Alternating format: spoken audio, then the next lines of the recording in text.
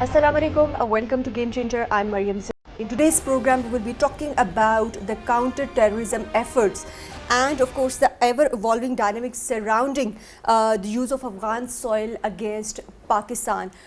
In the recent past, we have seen an increase in these terrorist attacks and most of these threats are emerging from the Afghan soil. What needs to be done in today's program, we'll be talking about different dimensions and complexities of this issue. Of course, Pakistan has made several attempts to engage with Afghan interim government to, of course, tell them about the TTP threat. And TTP is posing a threat not only to Pakistan and the neighboring countries, but also it is a global threat as well. What needs to be done to enhance these counter-terrorism efforts, we will be exploring in today's program. And also we will be talking about the response of interim Afghan government regarding these threats that are emerging from Afghan soil. What needs to be done in future, we will be exploring and unpacking all these complexities surrounding these issues. To discuss this and more, we are joined in the studios by Defence Analyst, Brigadier Retired Masood Ahmad. Welcome to the program. We're also joined by Mr. Sheharyar, who is analyst. Welcome to the program. And we're joined online by Lieutenant General, Retired General Raza, Mohammad Khan. Welcome to the program. Brigadier Sahab, let me start with you. Of course, when we talk about the increase in these terrorist attacks, especially March 26 attack on Chinese engineer, what do you make of these situation, and especially despite Pakistan's repeated attempts to engage with Afghan interim government, there has not been a positive response from that side? Thank you very much. Let's understand the ground realities in Afghanistan. The return of Afghan Taliban to Afghanistan has brought basically no peace to this war-torn country. Rather, it has plagued the country into uncertainty and confusion.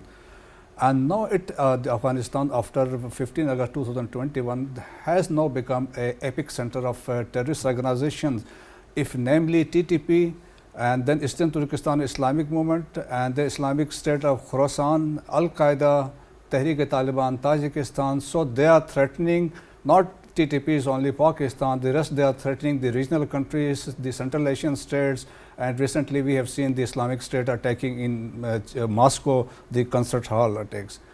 And secondly, most importantly, the safe havens they have been provided by the Afghan Taliban across Afghanistan. That is the ground reality which has been confirmed by the United Nations and other international community. And then they have been armed with the latest weapons left by the United States and NATO forces while exiting Afghanistan. So secondly, another dimension which has been added, they are in possession of night vision devices, laser guided weapons, so now they can operate at night also. That is one thing. Then they are being funded by hostile agencies. The Indian RAW is active.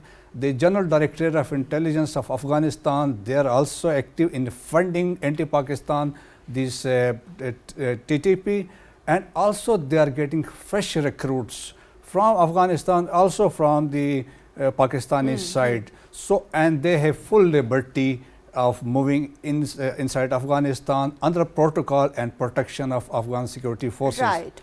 Brigadier Sahab, you have alluded to a number of issues when we talk about this complex issue. So let me take this question to General Raza. General Raza, when we talk about the increase in attacks in the recent past, how do you assess the involvement of hostile foreign agencies of course, in planning these attacks, especially when we talk about March 26 attack on Chinese engineers?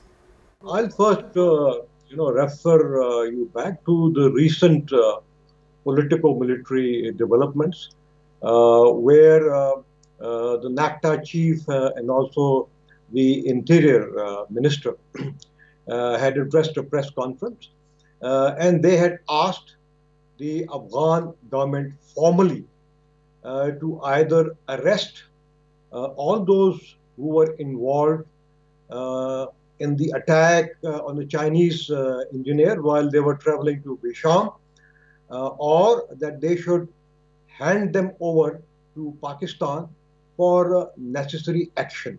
I think that's the right approach, and I think in that press conference, specific names have been identified, and I'm sure there are dossiers about that, and they could also be handed over to the interim Afghan government. And the Interior Minister also very clearly stated when he was asked a question about the reaction from the interim Afghan government, and if there was no reaction, then he very rightly said that we will have the right to take unilateral action against them. Now, that is obviously a very loaded kind of correct statement. Pakistan should always have all options on the table, which include, first of all, our own security audit, better implementation on the national action plan, better implementation of the provincial action plan through the police counterterrorism department. At the same time, defensive measures which are ongoing and offensive measures, they're all on the table.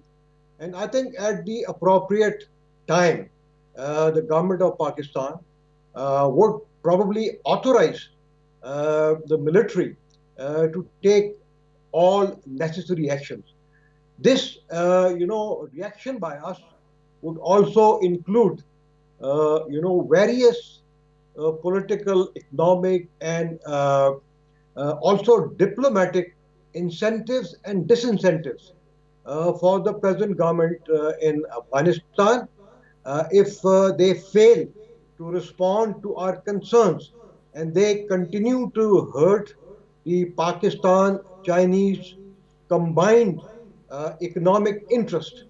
And my view is that I think Pakistan and China should act together to pressurize and to convince the Taliban government to hand over these criminals and these terrorists to Pakistan, failing which I think both countries need to take combined and joint actions against them. Right. That is very important, and let me take this point to the studios as well. Sheharyar, how do you foresee the impact on bilateral ties between Pakistan and Afghanistan if Afghan interim government fails to take any action on, because the recent press conference by the Interior Minister, Mr. Mohammad, and of course ANECTA rep was very important in the context that Pakistan has said that it might go for unilateral action.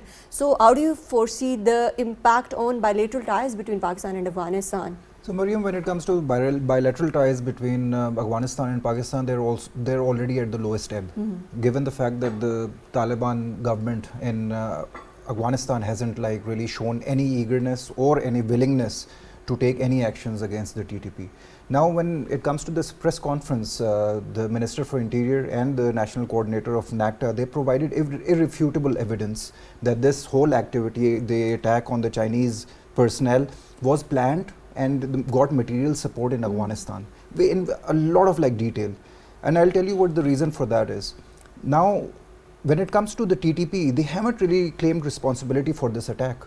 Why? Because they're based in Afghanistan. And if the Afghan government, which is looking for a lot of investments from the Chinese government can clearly ask the Afghan government that why is TTP attacking our interests in Pakistan. So when it comes to launching attacks within Pakistan, TTP is allowed and it's given permission from the Afghan Taliban, while in their territory TTP does not attack any international country or international aid agency.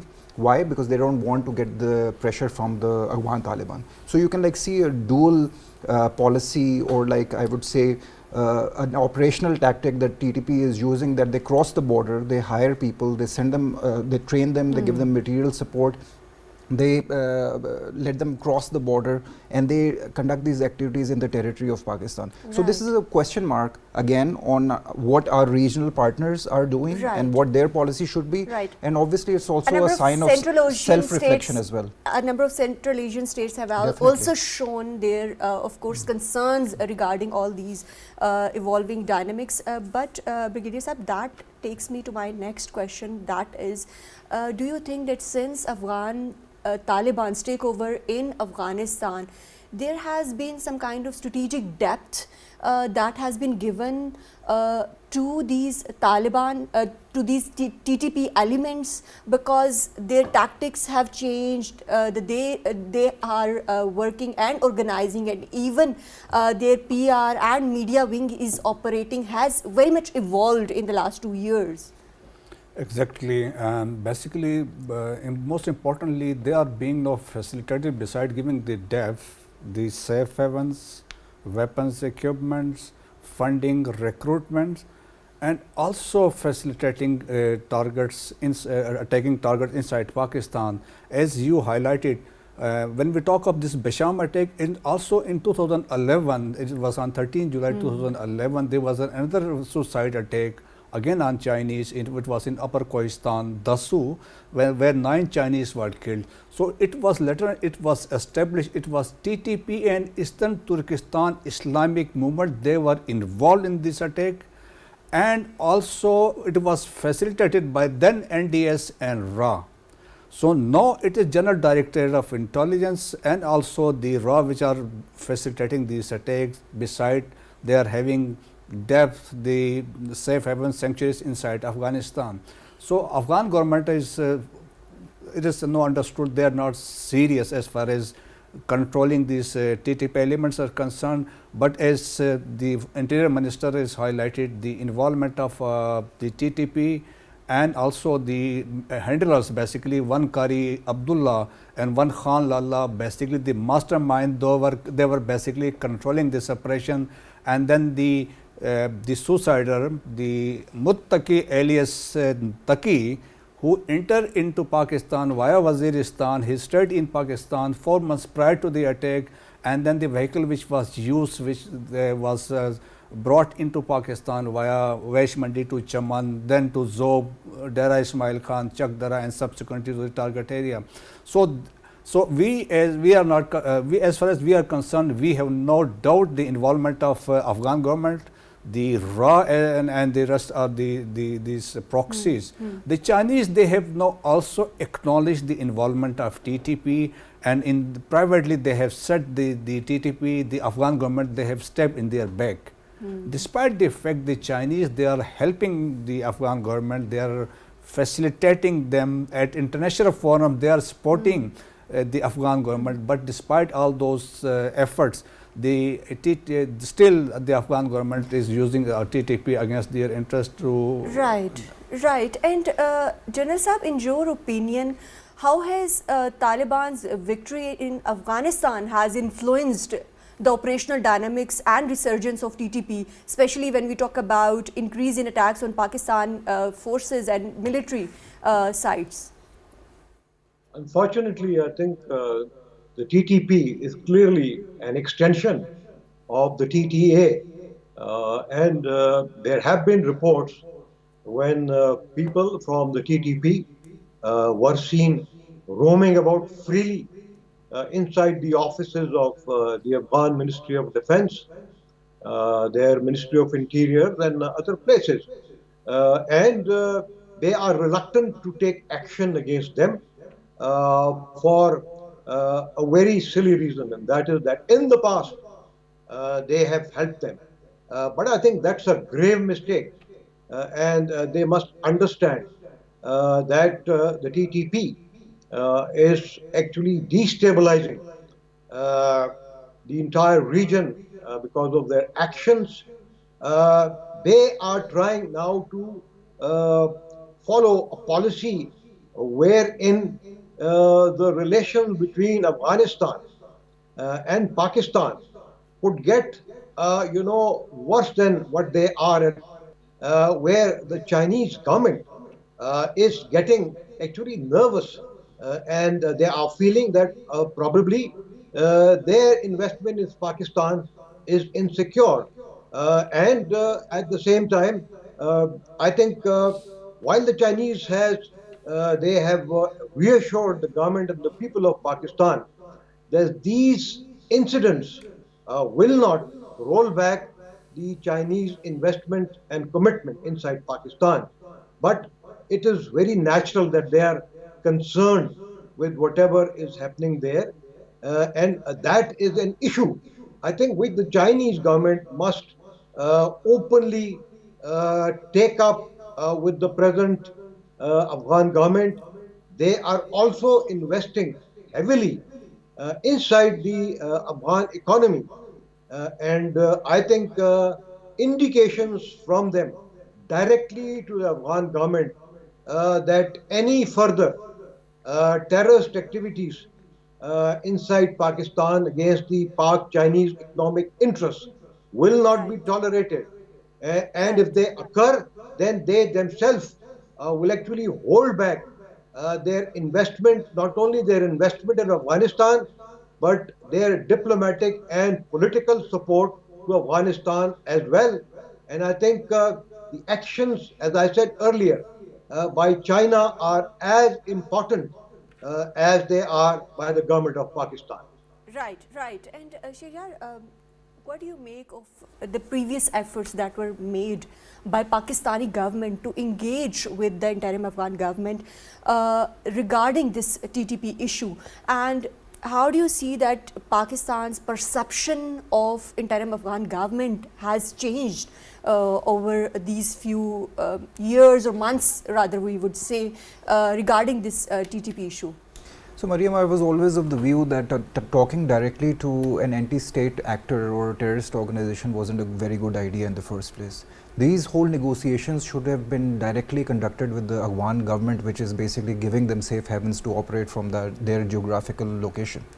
So, talking to a non-state actor, like why should a sovereign state be discussing anything from a terrorist organization? Taliban and Afghan interim government have publicly always denied having any allegiance with these actors. Afghan Taliban can deny it all they want, but like the reports coming in from the UN, which is a neutral agency, reports coming in from all the regional stakeholders involved, reports coming in from the Pakistani government as well, they all basically give irrefutable evidence that the Taliban are operating, the TTPs are operating from the Afghan territory. Secondly, when it comes to a regional approach, I personally feel that has been missing historically. You see, like now that the Chinese interests are being openly attacked by TTP, we saw like a few months ago that the Chinese even accepted an envoy, an ambassador coming from the Afghan Taliban government. Other than that, if you look at Russia, it's like conducting a very major economic forum, which is the St. Petersburg International Economic Forum, and they have invited the Taliban as well. Now, when it comes to other regional players as well, as if you look at Iran has been a victim of a lot of like terrorism initiated by ISKP on their territory as well.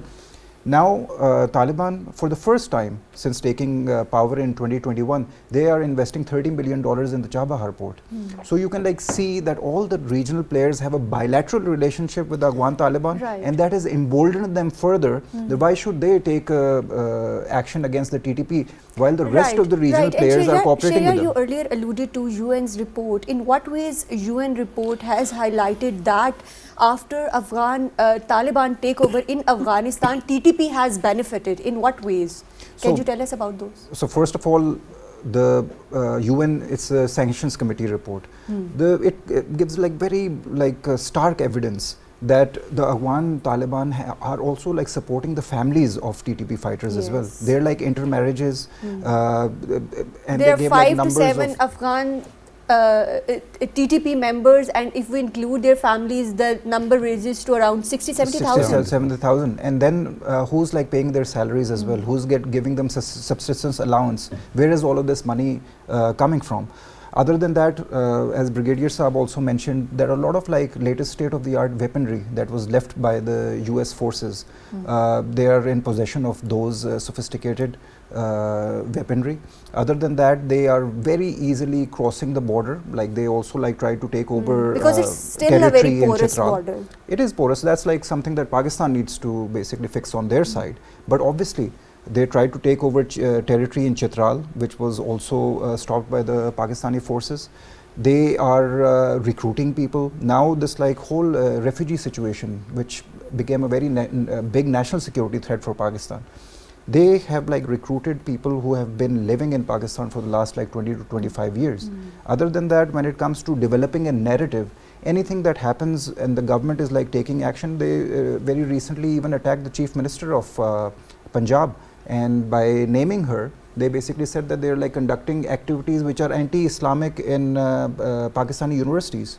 And recently what their strategy is being, now they're like trying their best to make deep ingress into Punjab and conduct their operations there as well. Now that is the latest strategy that they're like going with. Other than that, they're now also going after various government officials. They're doing kidnapping for ransom as well.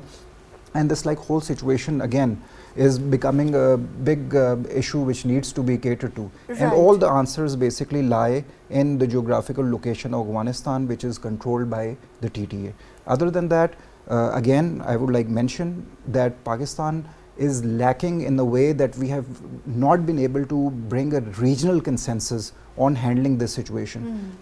Moscow realizes that their territory was attacked by ISKP fighters recruited from Tajikistan, traveled through Afghanistan and conducted a heinous terrorist attack in Moscow as well.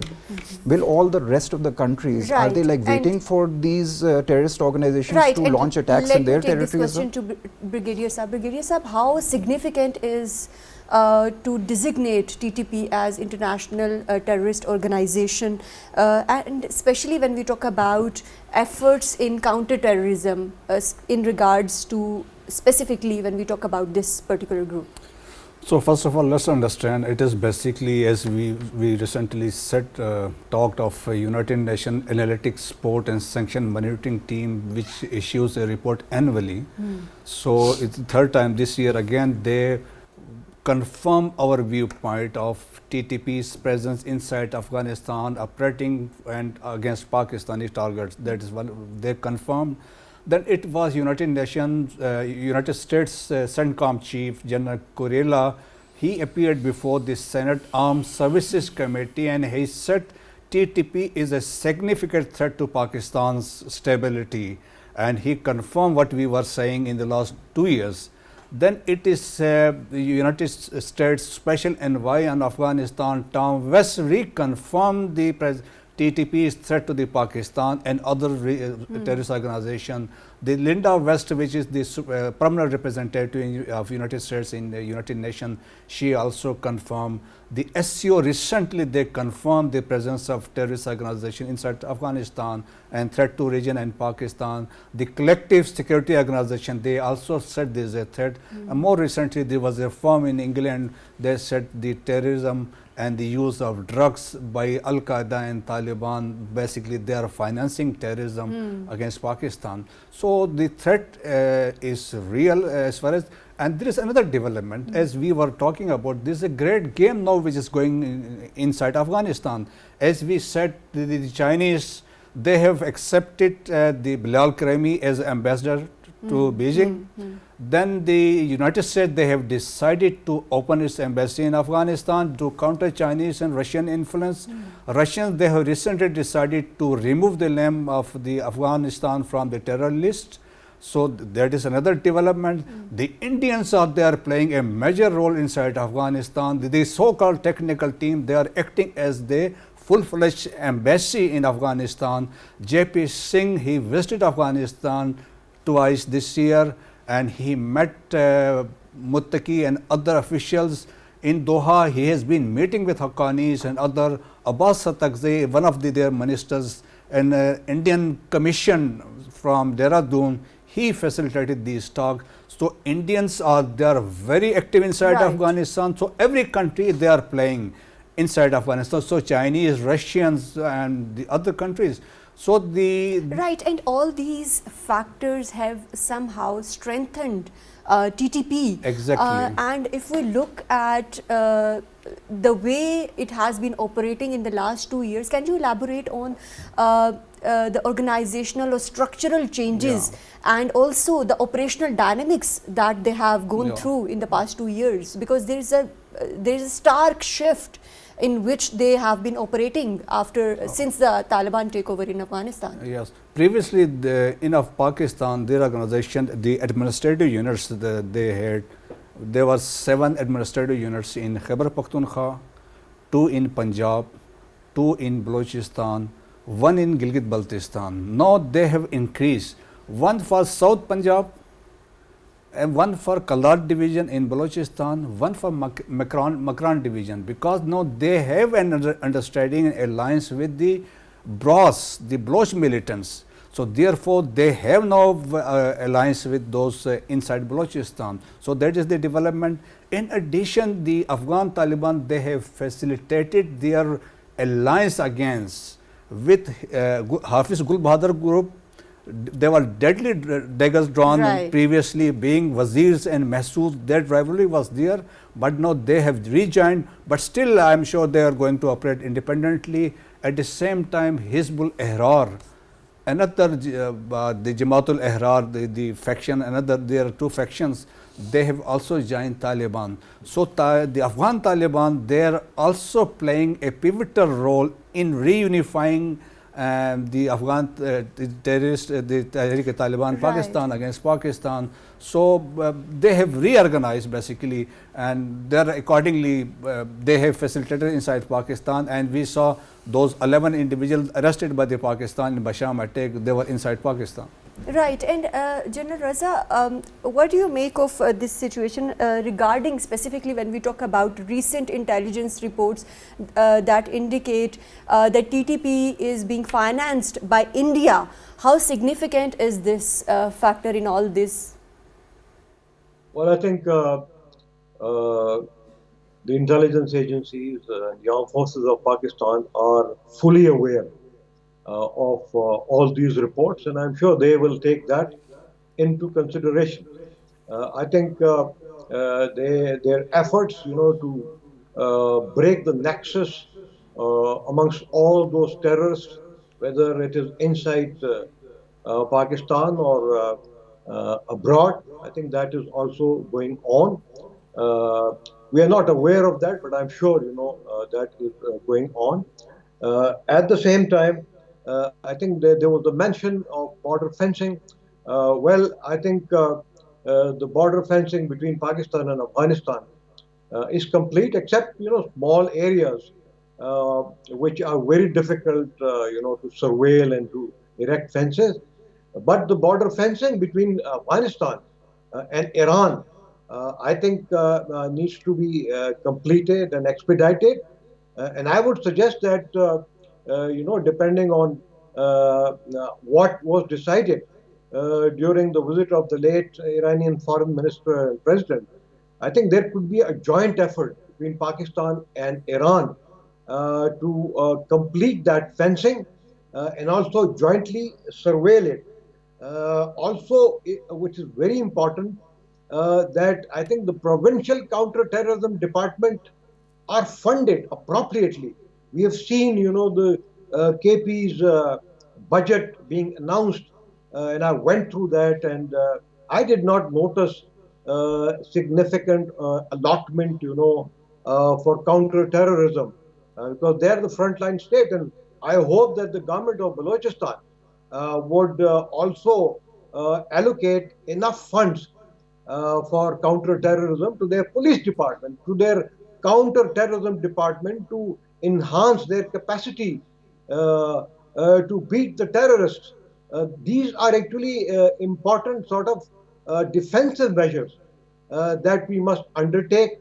If the government of Pakistan had promised that the merged districts or ex-FATA would be given at least 1 to 3% of the NFC award to the government of KP, I think it is time to release that money And I think other provinces should willingly contribute towards that.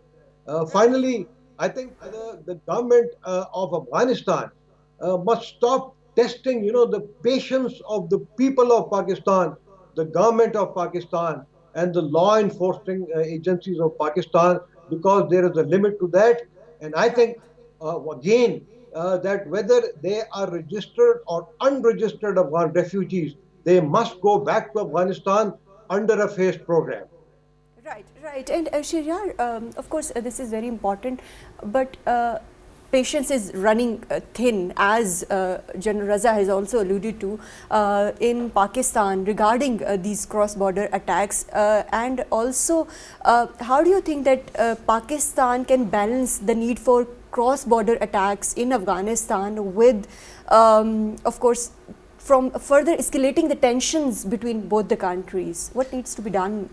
So, Maryam, I think you're asking for a diplomatic solution to this conundrum that we are in. That diplomatic solution can only come with the regional approach that Pakistan needs to employ, and Pakistan needs to get its case together with the regional stakeholders that are involved. And when it comes to regional stakeholders, two stakeholders will especially be very important. One is China and one is Iran. Both of these countries are looking to invest heavily in Afghanistan. As long as the Taliban keep on getting funding by international agencies like the UN, and we know that the West is basically supporting or like giving humanitarian aid to the Afghan Taliban through UN agencies.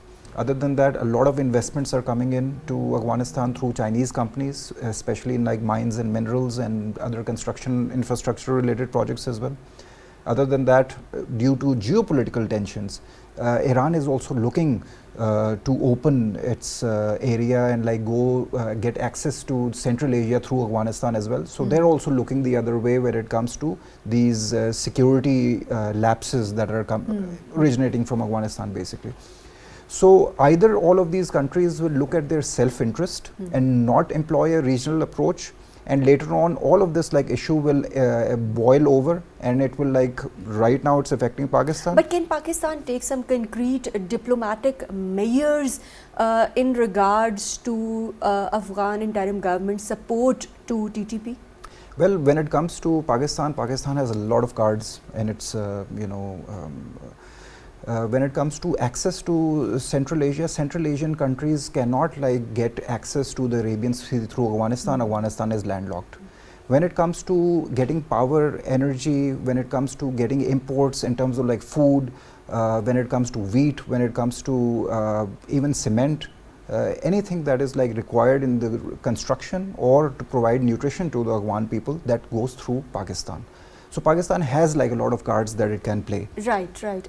Pakistan is also like a member of the SCO, and then there is a regional anti-terrorism support network under the umbrella of SCO, which basically has all the regional players in this whole geographical area. That whole forum can be used to pressurize the Afghan Taliban as well, and a lot more diplomatic efforts with Russia, with China and Iran. That is like required. So all of these investments or like these unilateral decision making that is happening between Afghanistan and these countries, that needs to be stopped, and it should be conditioned upon concrete steps taken by the Afghan government in curtailing terrorist organizations from their soil. Right. And Brigadier Sahab, how do recent policy changes on part of Pakistan, like deportation of undocumented Afghans and some other trade restrictions, impact Pakistan's leverage over Taliban or Afghan interim government? So still we have the option, though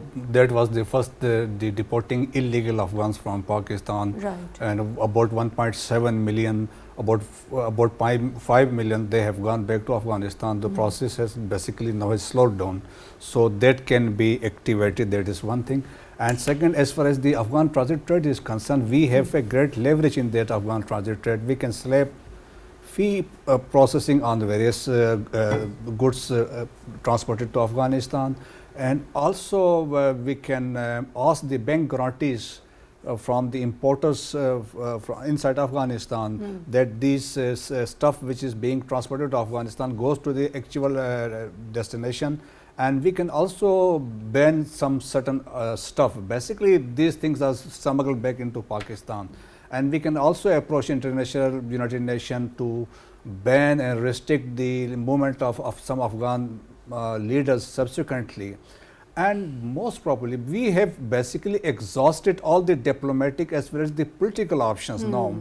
So the situation has come now. We are in a situation where things are intolerable. So Pakistan reserves the right to strike. And we know the location of the hideouts and the presence of the terrorists inside Afghanistan. So Pakistan certainly will go and strike these sites. But that would only escalate tensions in the region. Yes, but at the same time, we are not closing the diplomatic channels. Still, that will be on with the Afghan Taliban and involving the international community. As we said, the regional countries, they will play important role. Mainly, I think there's China, Russia, and the Central Asian states.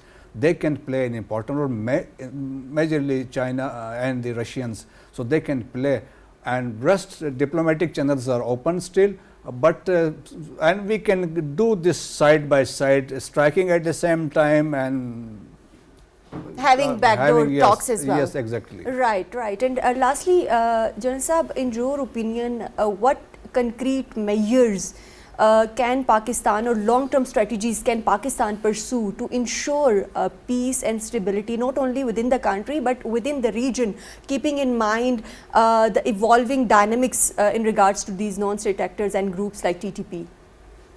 Well, I have been talking about them. I'd like to just add a few more things to that. I think internally, our politico-religious leaders across, the politico-religious divide must own, the counter-terrorism efforts of the nation. We haven't seen them, educating the people of Pakistan at the grassroots level and telling them how serious a threat it is. There are, of course, these political congregations and all that, but one does not see counter-terrorism on the political or religious agenda. I think that must be, that is actually their obligation to do that. The narrative of the terrorists, have to be beaten back. It has to be destroyed, and the best people who can do that inside Pakistan is our religious leaders, and particularly the religious parties of Pakistan. The civil society itself, I think, needs to understand that all support to terrorists, their financiers, logistic supporters must be denied, and they should assist the law enforcement agencies in pointing out if there is any terrorist presence amongst them, and once that support becomes forthcoming, I think we will be able to curtail it to a large extent and eventually defeat these terrorists on our soil. Right. Thank you very much, Lieutenant General retired Raza Mohammad Khan, for joining us in today's program. Thank you very much, Brigadier retired Masood Ahmad Khan, for joining us in today's program. Thank you very much, Mr. Sheharyar Khan, for joining us in today's program. Of course, as we conclude today's program, it is evident that the need for accountability and cooperation has never been more pressing, and the safety and security of people of both the countries, of course, indicates that there is need for cooperation among both nations. That's all from Game Changer tonight. Take care.